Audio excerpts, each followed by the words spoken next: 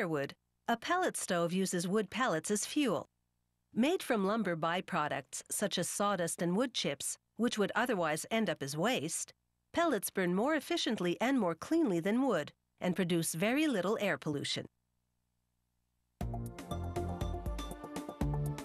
A pellet stove has an onboard storage container called a hopper, which holds, depending on the model, up to 36 kilograms of wood pellets.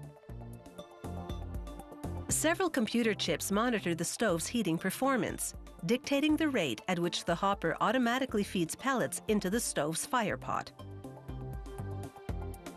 The heat output is manually adjustable or can be controlled by a thermostat. Wood pellets burn far more cleanly than logs, and the fire is smoke-free. Wood pellets are made from a variety of raw materials: sawdust, wood chips, wood shavings, small logs, even scraps of wood left over from furniture and other manufacturing. These different types of lumber byproducts first have to be reduced to the same size and consistency. Therefore, the first stop is a huge grinding machine. Inside, mammoth steel hammers pulverize the raw material to uniform pieces. The raw material contains about 45% moisture, so it goes into a dryer to reduce the moisture level to between 11 and 12%. What was rough raw material has now been ground to a finer state and dried. But it's still not fine enough. So it goes into a mill which processes it further until it's roughly the size of rice grains. A feed pipe transfers what is now wood fiber to a row of presses. These are the machines which make the pellets. The moisture content of the fiber is critical. If it's too wet, the pellet presses risk clogging up.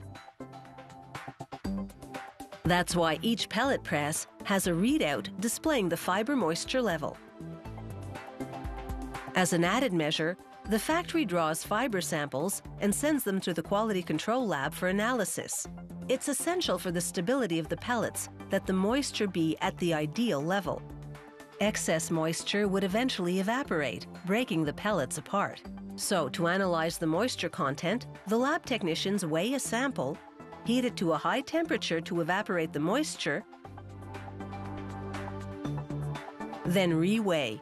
The analyzer is programmed to translate the weight loss into a reading of moisture content.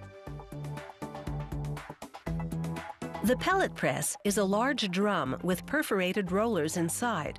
The holes are pellet width, a ½ centimeter in diameter. As the drum rotates, the rollers apply pressure. This compresses the fiber by 400% and extrudes it outward through the holes. A knife slices the extruding fiber at programmed intervals, cutting it into lengths of just more than 3 centimeters.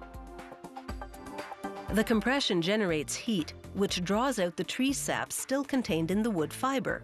This sap, called lignin, acts as an adhesive, locking in the pellet shape. The journey from raw material to pellet is now complete. The pellets, however, are still quite warm and sticky, so they clump together. The solution? About 15 minutes in a cooler.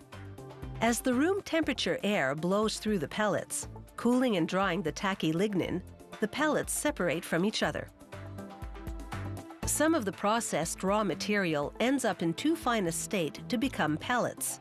So, as the pellets exit the cooler, a vibrating screen filters out this sawdust-like material, which incidentally doesn't go to waste. The factory uses it to fuel the dryer. The pellets, meanwhile, proceed to packaging. It's a continuous system. The machine feeds printed plastic film around a cylindrical tube, forming the shape of the bag. Then it drops in 18 kilograms of pellets and seals the top of the bag, simultaneously forming the bottom of the next one. Wood pellet stoves are fast becoming a popular means of home heating. And because pellets cost significantly less than most other types of fuel, wood pellet systems are an emerging option for commercial and industrial heating.